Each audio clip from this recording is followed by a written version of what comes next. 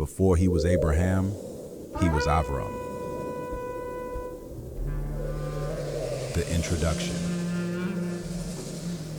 In the beginning, the words are used in the Bible to start the history of everything, from Adam, the flood, the Tower of Babel, to Avram. Avram is the Hebrew that the Bible focuses on. Avram and his seed. It tells us in Genesis 14, verse 13, "And there came one that had escaped and told Avram the Hebrew." According to the Blue Letter Bible, the word for Hebrew is Iri, H5680, meaning one from beyond, used to distinguish Israel from foreigners. One from beyond, from the other side. Probably, in Hebrew tradition, from beyond the Euphrates. But possibly, in fact, if the name given in Canaan, from beyond the Jordan. If we look at the literal meaning, it means from the other side.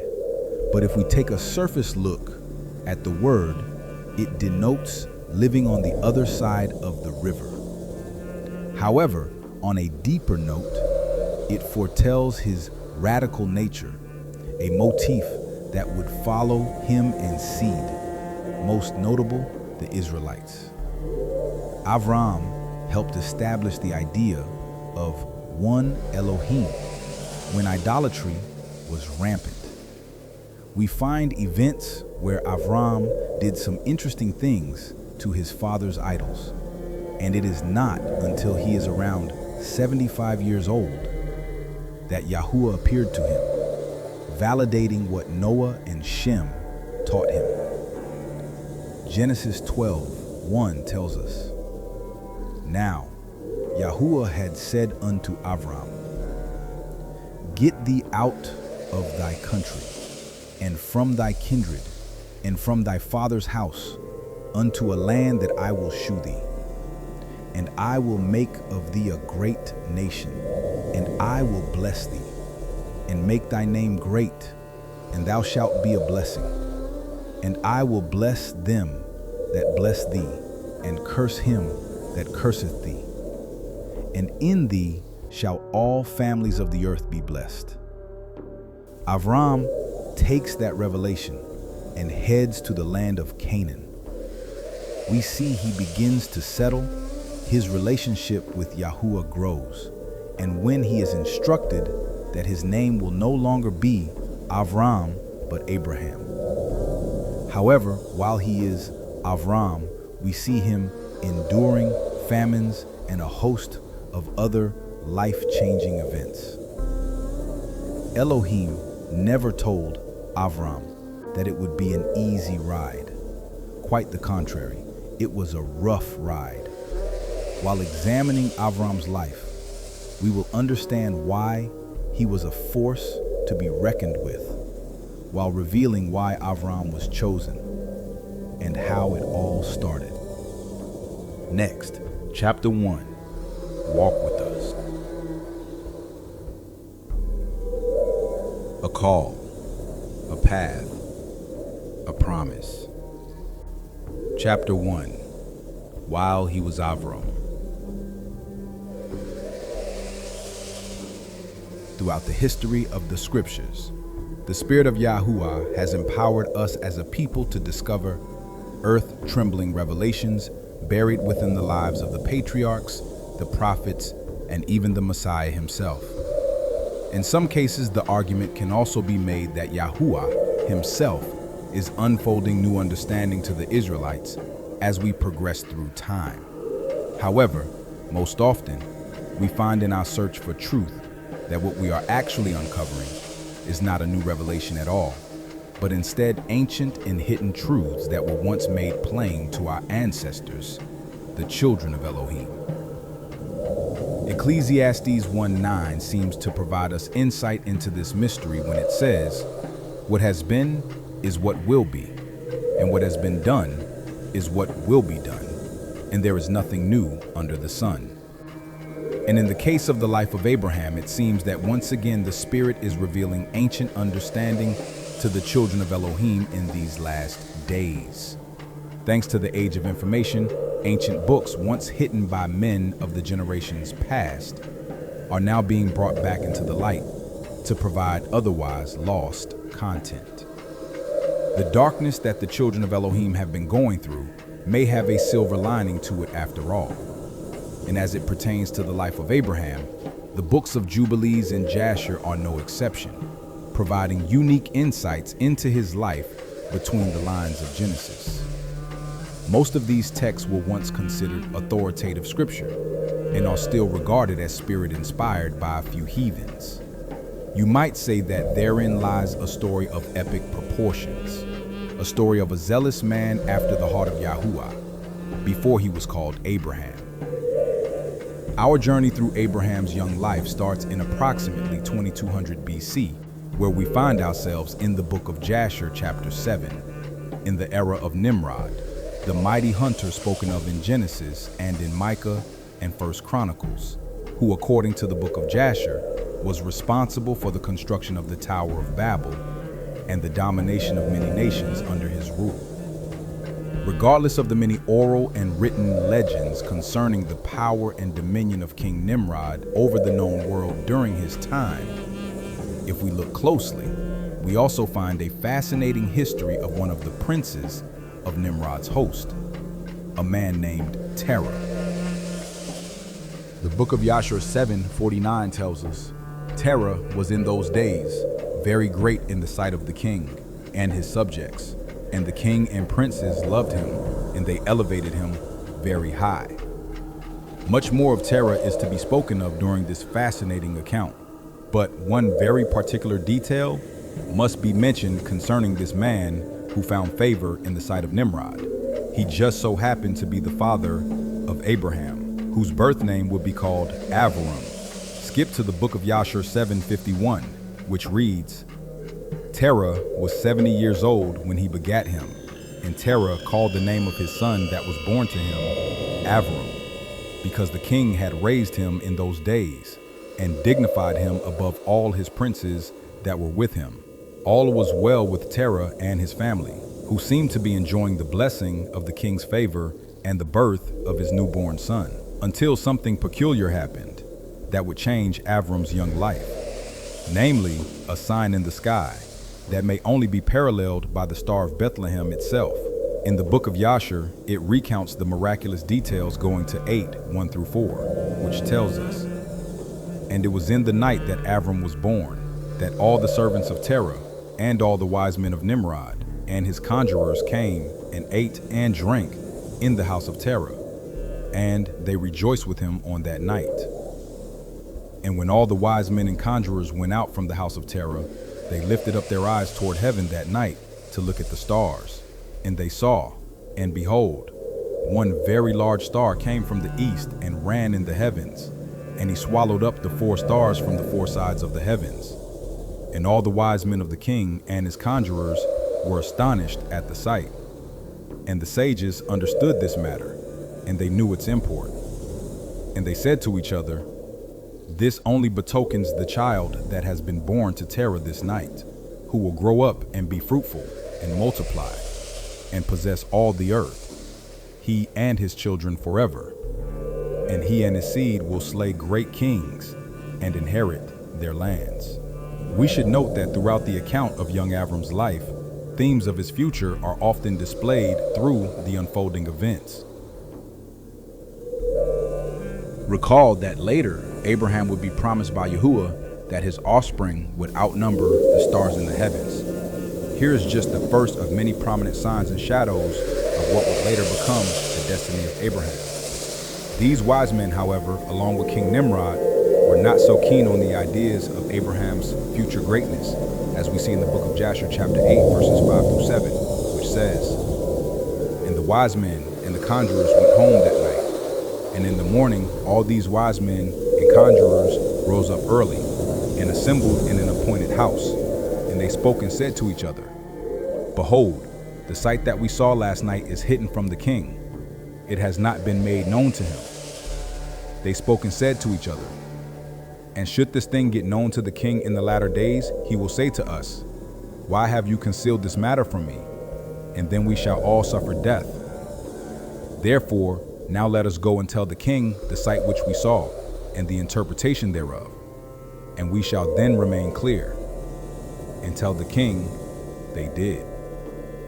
In the following passages, the wise men immediately sought the king's counsel and told him of the signs in the heavens and the interpretation thereof. They encouraged the king to give Terah payment for his son Avram, to buy him so that the king might do with Avram as he wished, to prevent the boy and his seed from growing great, as the sign had announced. Swiftly, Terah, the king's highest and most powerful of princes, was called before the king. But this time, carrying out the king's request would be much more complicated than anything the king had ever ordered. With both tensions and stakes higher than ever, the king spoke to Terah.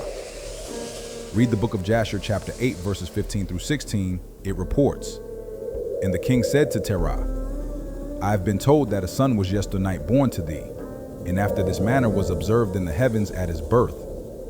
And now, therefore, give me the child, that we may slay him before his evil springs up against us. And I will give thee for his value thy house full of silver and gold." In the following verses, Terah humbly argues for the sake of his son Avram, even sharing a parable with the king to provide insight into his difficulty in giving up one of his heirs for silver and gold. Terah begged the king. The book of Jasher 8 verses 26 through 28, which reads, "I beseech thee, my lord and king, what is this which thou didst say unto me, saying, Give thy son that we may slay him, and I will give thee silver and gold for his value? What shall I do with silver and gold after the death of my son? Who shall inherit me? Surely then at my death the silver and gold will return to my king who gave it." And when the king heard the words of Terah and the parable which he brought concerning the king, it grieved him greatly, and he was vexed at this thing, and his anger burned within him. And Terah saw that the anger of the king was kindled against him, and he answered the king, saying, "All that I have is in the king's power. Whatever the king desireth to do to his servant, that let him do. Yea, even my son, he is in the king's power, without value in exchange. He and his two brothers that are older than he." Here we see Terah hinting at taking one of his other sons in place of Avram. Read the book of Jasher 8 verse 29, which says, "And the king said to Terah, No, but I will purchase thy younger son for a price." However, despite what seemed to be his humble submission to the king's request, Terah was already brewing a plan to provide an escape to his son of promise. But first, he would need to use the little value of his friendship to buy some time. The book of Jasher 8 verses 30 through 31 says, "And Terah answered the king, saying, I beseech thee, my lord and king, to let thy servant speak a word before thee, and let the king hear the word of his servant. And Terah said, Let my king give me 3 days till I consider this matter within myself, and consult with my family concerning the words of my king. And he pressed the king greatly to agree to this. And the king hearkened to Terah, and he did so, and he gave him 3 days' time. And Terah went out from the king's presence, and he came home to his family and spoke to them all the words of the king. And the people were greatly afraid. Trying to find a way to satisfy the king and save his son, the 3 days promised to Terah must have passed in what seemed like hours. Desperate for a solution, the third day arrived, and the king was waiting with fiery anticipation. With that in mind, let us continue reading in the book of Jasher, chapter 8, verse 32 through 33. It says, "And it was in the third day that the king sent to Terah, saying, Send me thy son for a price, as I spoke to thee. And shouldst thou not do this, I will send and slay all thou hast in thy house, so that thou shalt not even have a dog remaining. And Terah hastened, as the thing was urgent from the king, and he took a child from one of his servants, which his handmaid had borne to him that day. And Terah brought the child to the king and received value for him." Notice how Elohim worked in this situation. Nimrod thought he was victorious. However, Yahuwah had different plans for Avram. Read the book of Jasher, chapter 8, verses 34 through 36, and examine what they tell us. And Yahuwah was with Terah in this matter, that Nimrod might not cause Avram's death. And the king took the child from Terah, and with all his might dashed his head to the ground, for he thought it had been Avram. And this was concealed from him from that day, and it was forgotten by the king, as it was the will of providence not to suffer Avram's death. And Terah took Avram his son secretly, together with his mother and nurse, and he concealed them in a cave, and he brought them their provisions monthly. And Yahuwah was with Avram in the cave, and he grew up. And Avram was in the cave 10 years, and the king and his princes, soothsayers and sages, thought that the king had killed Avram. Despite the attempts of the kings, princes, sages, soothsayers, and conjurers, Yahuwah proved himself faithful again to protect those whose destiny was laid out by his very own hand. Just as Noah and his family were protected from the floodwaters safely inside the ark, and Moses was carried safely to his appointed place as a baby floating down the river Nile in a simple basket, it is no surprise that Yahuwah might once again demonstrate his powerful protection through unlikely means. His servant Avram, later called the father of all the sons of Elohim, was safely stored in a cave, likely having no idea just what the creator of the heavens genuinely had in store for his future.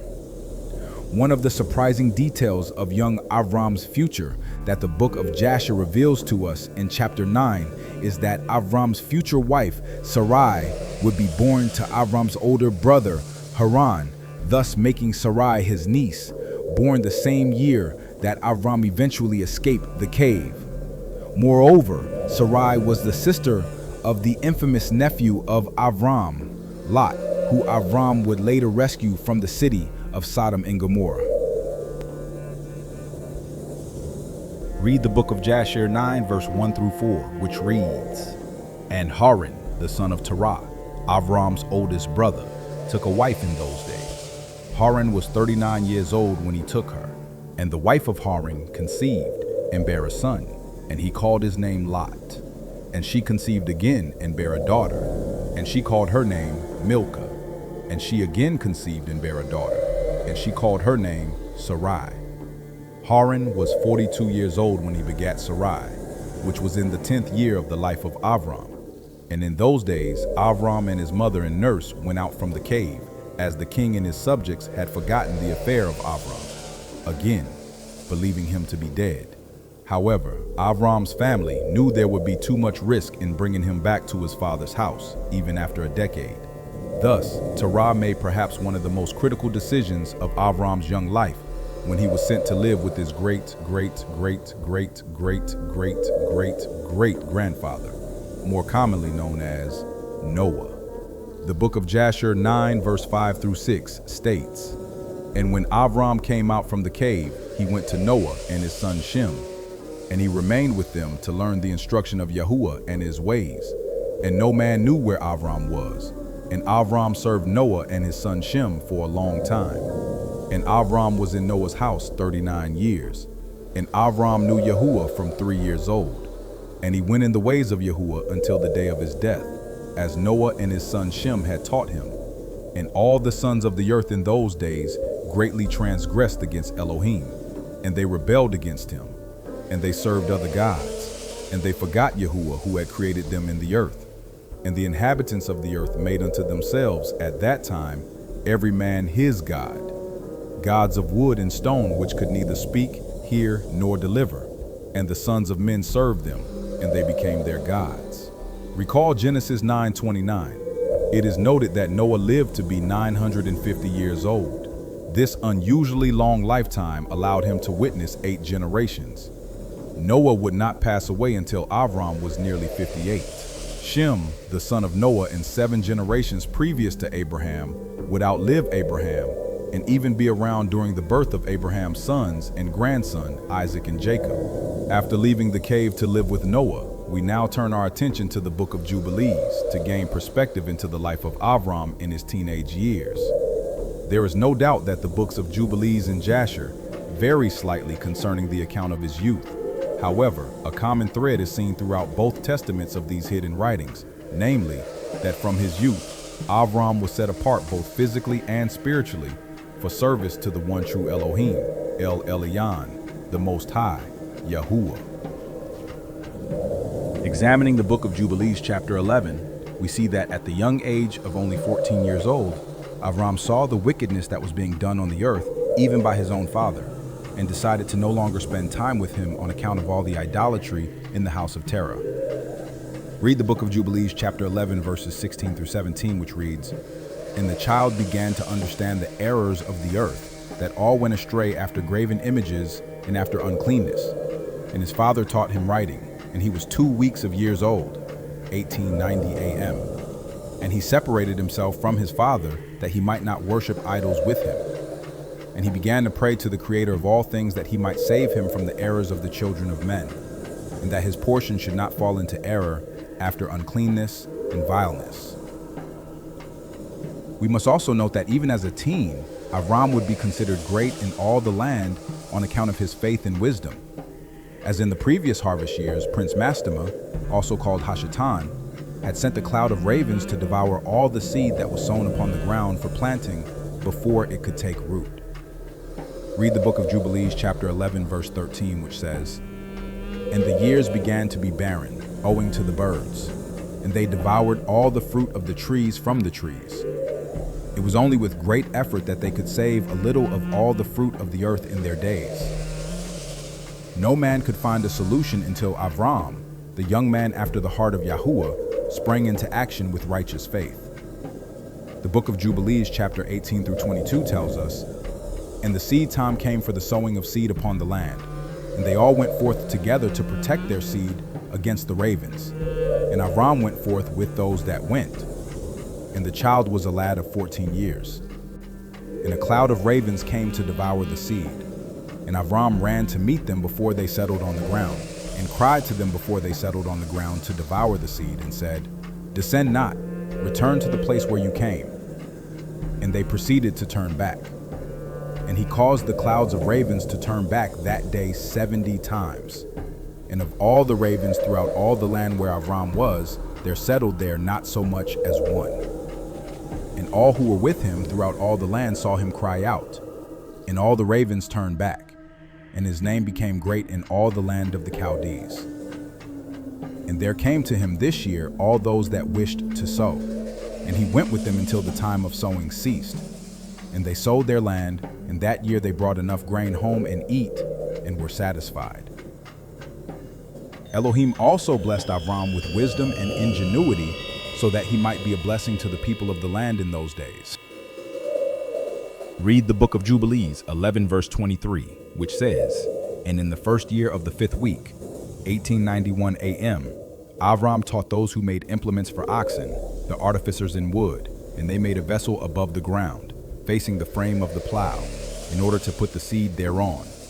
And the seed fell down there from upon the share of the plow, and was hidden in the earth, and they no longer feared the ravens. Time went on, and Noah grew in stature, wisdom, and fame throughout the land where he was dwelling, as he learned the ways of Elohim from Noah and Shem." What many do not realize, however, is that during this time of growth in the ways of Yahuwah, King Nimrod was growing in power as well, and the development of the infamous Tower of Babel took place during the lifetime of Abraham. Returning to the book of Jasher 9 verse 20 through 21, it records the beginnings of the treacherous event. It reads, "And King Nimrod reigned securely, and all the earth was under his control, and all the earth was of one tongue and words of union. And all the princes of Nimrod and his great men took counsel together, Phut, Mitzrayim, Cush, and Canaan with their families. And they said to each other, 'Come, let us build ourselves a city, and in it a strong tower, and its top reaching heaven. And we will make ourselves famed, so that we may reign upon the whole world, in order that the evil of our enemies may cease from us, that we may reign mightily over them, and that we may not become scattered over the earth on account of their wars.'" Later in this hidden history, Jasher recounts the details of the intentions of those who would make themselves higher than Yahuwah himself through their construction. And we see that in the book of Jubilees, 11 verse 24 through 26. It reads, "And they began to make bricks and burn fires to build the city and the tower that they had imagined to complete. And the building of the tower was unto them a transgression and a sin. And they began to build it. And whilst they were building against Yahuwah Elohim of heaven, they imagined in their hearts to war against him and to ascend into heaven. And all these people and all the families divided themselves in three parts. The first said, 'We will ascend into heaven and fight against him.' The second said, 'We will ascend to heaven and place our own gods there and serve them.' And the third part said, 'We will ascend to heaven and smite him with bows and spears.' And Elohim knew all their works and all their evil thoughts. And he saw the city and the tower which they were building." The incredible details regarding the destruction of this great tower and the confusion of the languages caused by the power of Yahuwah himself are recounted in the remaining texts of Jasher 9. But of interesting note, and we should mention, that according to this text, it took a full year for a single man to ascend from the tower's base to the very top because of its incredible size and circumference. Regardless of the details of this amazing account of man's sinful will and Yahuwah's supernatural interference, we know from the details of this event, as recalled in both the book of Yasher and the book of Genesis, that Yahuwah confounded the languages of all who were in the land of Shinar and working on the tower project, throwing them into confusion and forcing them to disperse. Note that the confounding of language and the separation of people did not remove the spiritual damage that was already done to the inhabitants of the earth, in that nearly all people had given their minds and hearts over to false gods. The influence of Nimrod, namely Avram's father Terah, who, after all these years separated from Avram, is found to have entirely given himself over the evil practices of idolatry when he was rejoined with Avram.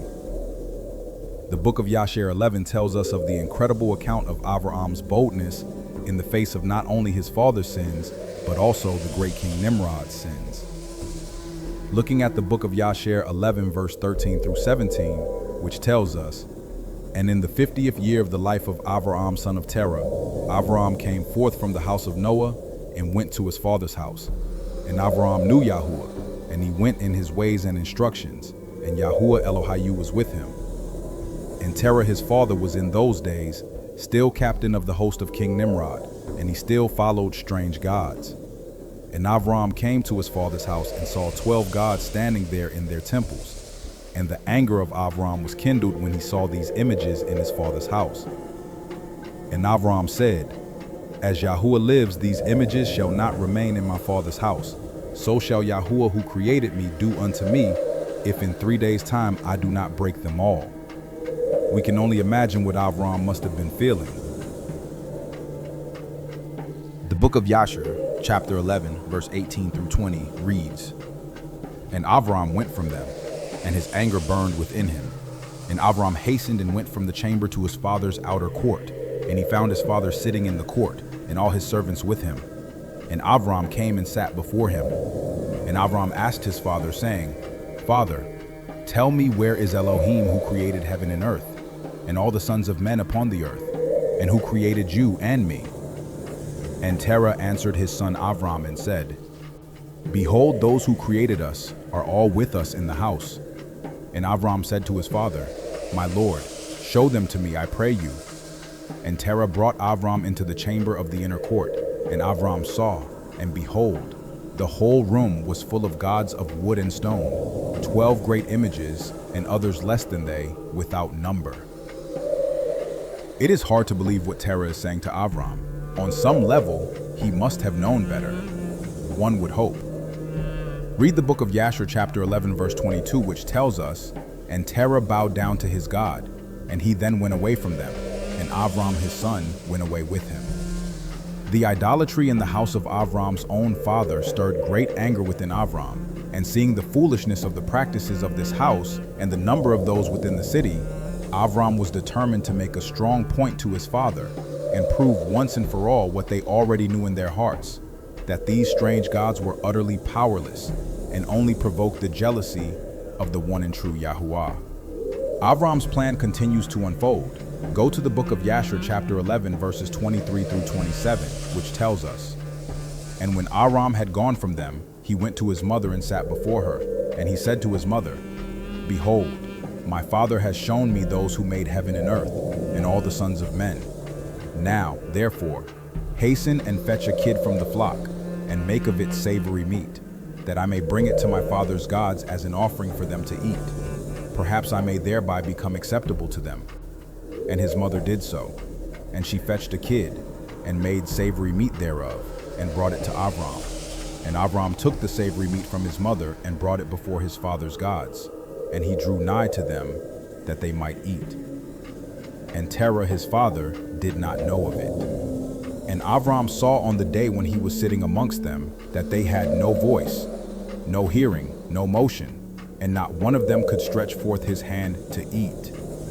And Avram mocked them, and said, Surely the savory meat that I prepared has not pleased them, or perhaps it was too little for them, and for that reason they would not eat. Therefore tomorrow I will prepare fresh meat, better and more plentiful than this, in order that I may see the result." We can see Avram had a sense of humor. The book of Yashar 11, 29 through 33, the next day.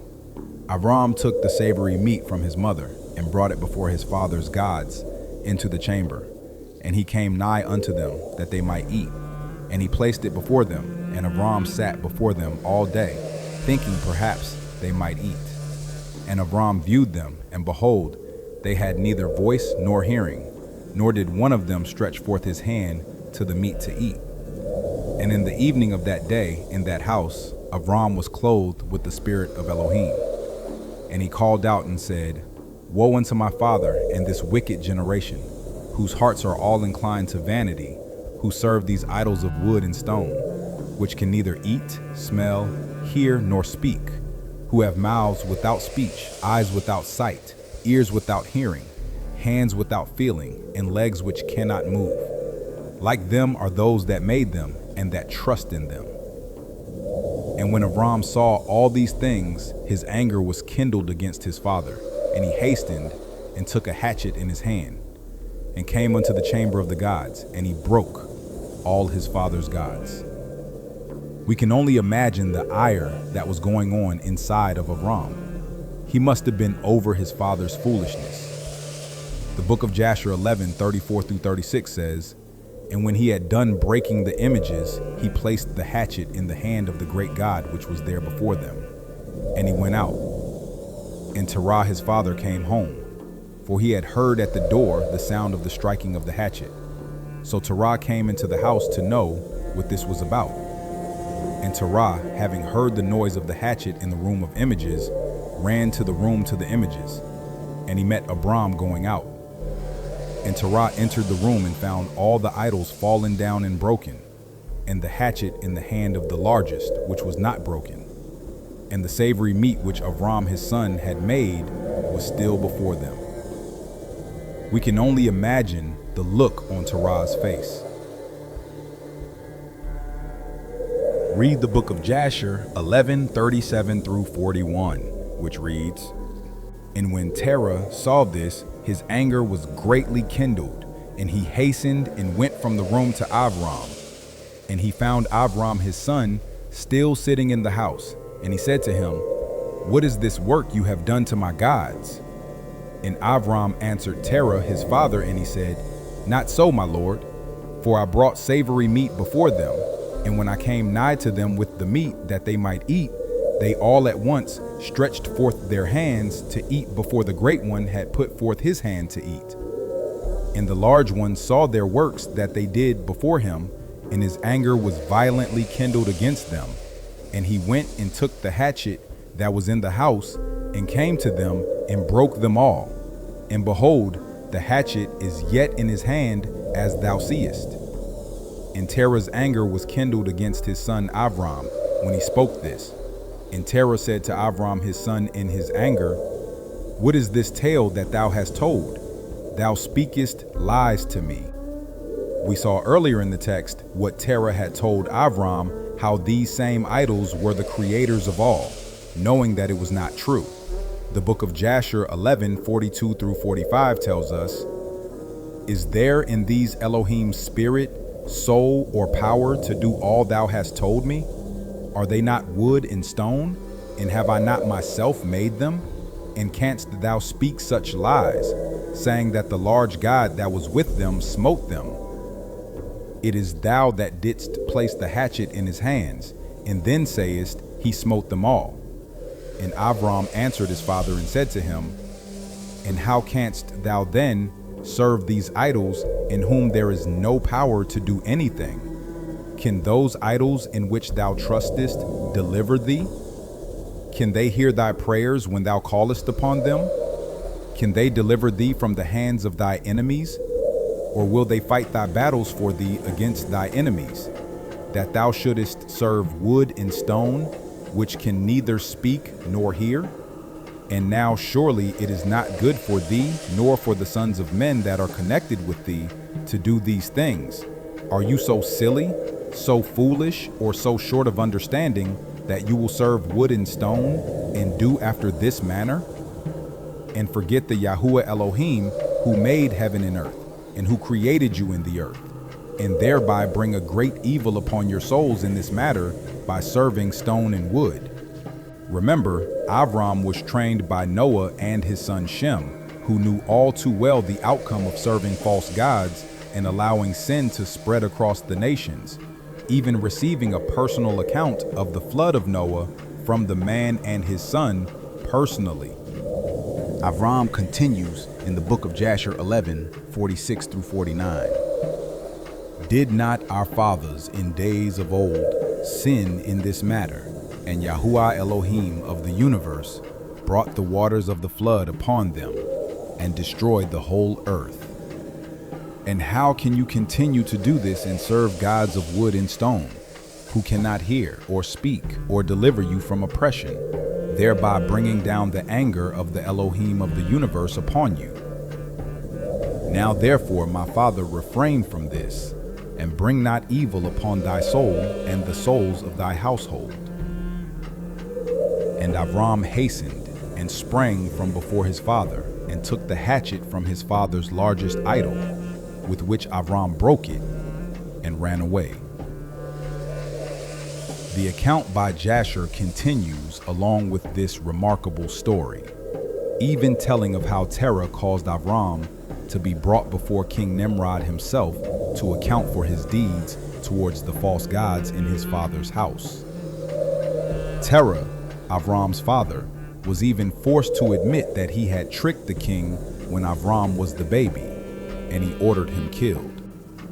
However, he spared his life, a risk that Terah was willing to take vengeance upon Avram for destroying the idols in his home.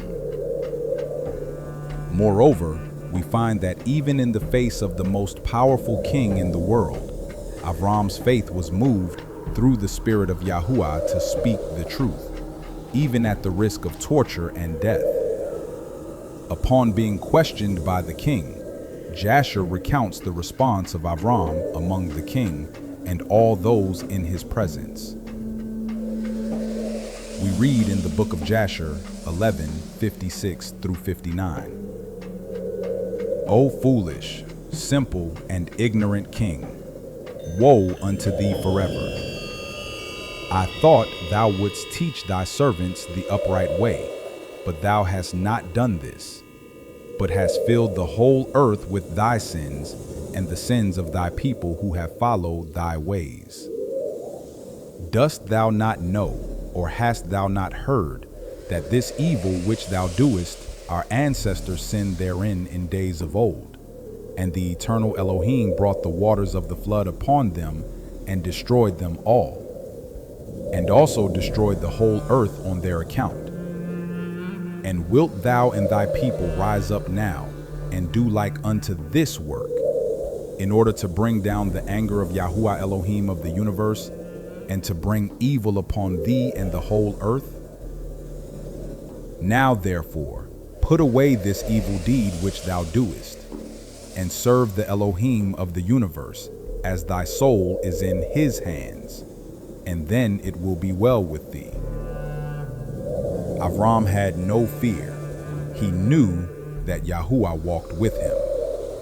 Read the book of Jasher 11:60-61, which says, "And if thy wicked heart will not hearken to my words, to cause thee to forsake thy evil ways, and to serve the eternal Elohim, then wilt thou die in shame in the latter days, thou, thy people, and all who are connected with thee, hearing thy words or walking in thy evil ways." And when Avram had ceased speaking before the king and princes, Avram lifted up his eyes to the heavens, and he said, "Yahuwah seeth all the wicked, and he will judge them." The following chapters in the book of Jasher recount the miraculous details of how King Nimrod, filled with anger over the words of Avram, threw Avram into a burning furnace so incredibly hot that 12 men died while simply trying to accomplish the task of delivering Avram into the furnace, which had been prepared with exceeding heat over the course of 3 days. Haran, Avram's brother, was also cast into the furnace because Terah blamed Haran, his oldest son, for the deceit of not delivering Avram to King Nimrod as a baby.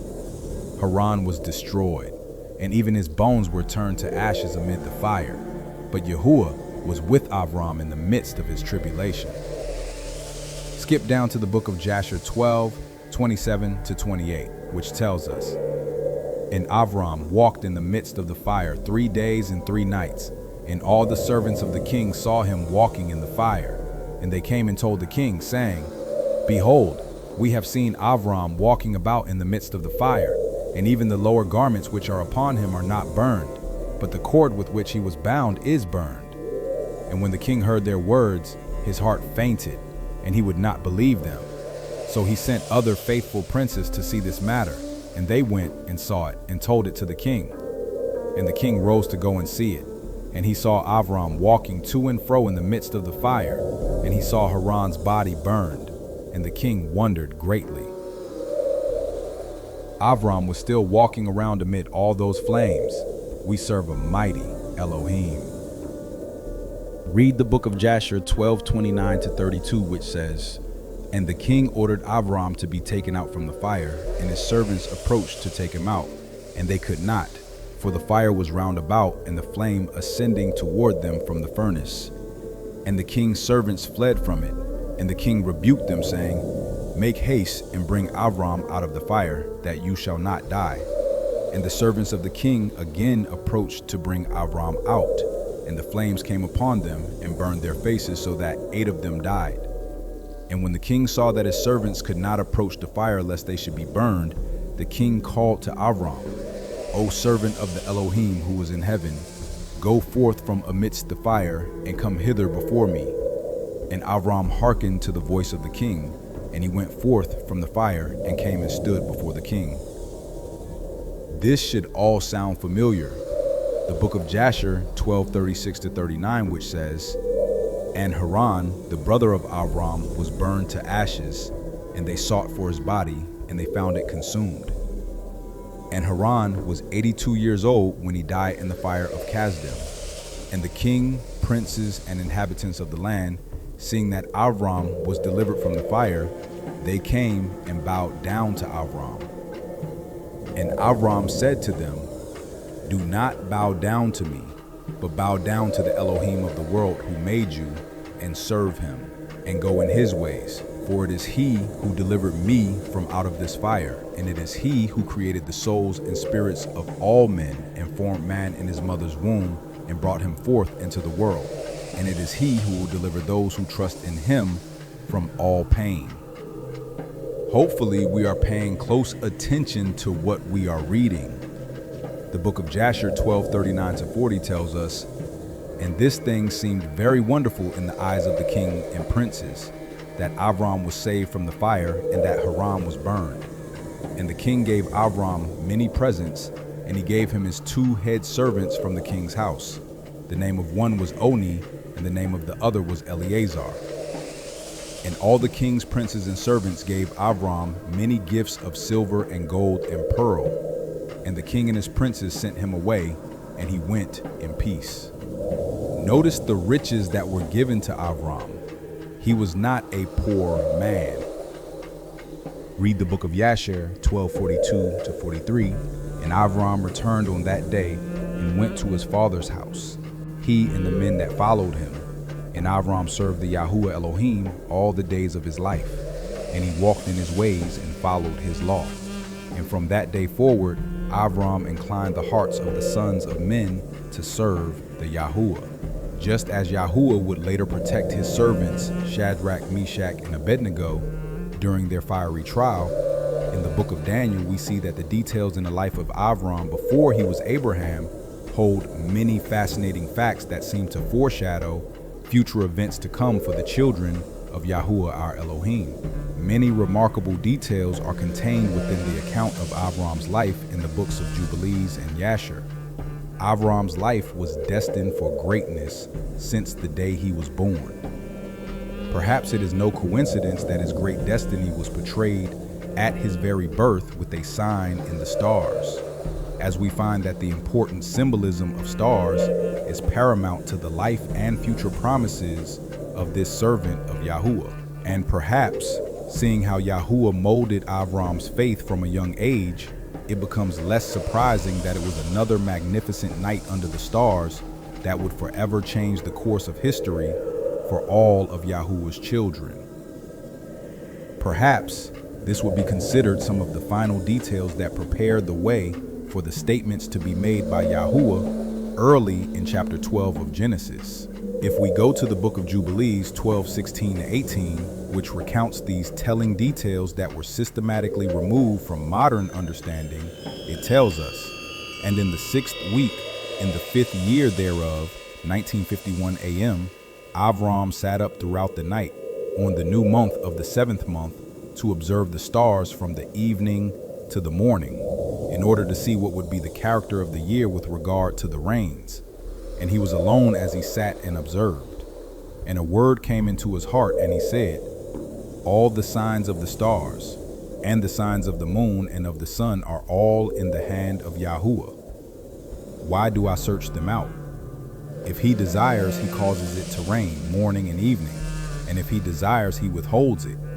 And all things are in his hand. We must remember that all things are indeed in the hands of our Abba. We should always seek him first, just as our forefather Avram. The book of Jubilees 12:19-21 reads, And he prayed that night and said, My sovereign ruler, Yahuwah Elohim, you alone are my Elohim, and you and your dominion have I chosen. And you have created all things, and all things that are the work of your hands. Deliver me from the hands of evil spirits, who have dominion over the thoughts of men's hearts, and let them not lead me astray from you, my Elohim.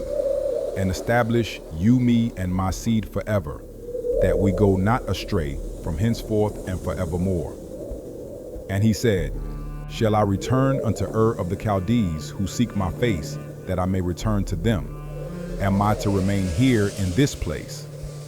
The right path before you, prosper it in the hands of your servant, that he may fulfill it, and that I may not walk in the deceitfulness of my heart. O Yahuwah, my Elohim. Avram's life and words of faith had demonstrated to Elohim that his heart was perpetually after the ways of righteousness and truth. We see the heart and cry of Avram before the promises of Genesis 12 indeed come into fulfillment. Observe these following passages in the book of Jubilees 12. Note, this is where the book of Genesis truly begins the account of Abraham's life. The book of Jubilees 12:22-24 reads, And he made an end of speaking and praying, and behold, the word of Yahuwah was sent to him through me, saying, Get you up from your country, and from your kindred, and from the house of your father, unto a land which I will show you. And I shall make you a great and numerous nation, and I will bless you, and I will make your name great, and you shall be blessed in the earth, and in you shall all families of the earth be blessed. And I will bless them that bless you, and curse them that curse you. And I will be an Elohim to you and your son, and to your son's son, and to all your seed. Fear not. From henceforth and unto all generations of the earth, I am Yahuwah, your Elohim. See our book, The Chosen Seed, Predestination. The book of Jasher 13:3-4. It gives us the very same account of Jubilees and Genesis 12. It reads, "And Avram remained in the land 3 years, and at the expiration of 3 years, Yahuwah appeared to Avram and said to him, I am Yahuwah, who brought thee forth from Ur-Kasdim, and delivered thee from the hands of all thine enemies. And now, therefore, if thou wilt hearken to my voice and keep my commandments, my statutes, and my laws, then will I cause thy enemies to fall before thee, and I will multiply thy seed like the stars of heaven, and I will send my blessing upon all the works of thy hands, and thou shalt lack nothing." In these passages, we find how truly significant the sign of the stars will forever be for Abraham and his seed. This reading covers the intro in chapter 1. To continue reading the book, please follow the link in the description. Watch, learn, and subscribe. UnknownHebrew.com, the Bible for the chosen.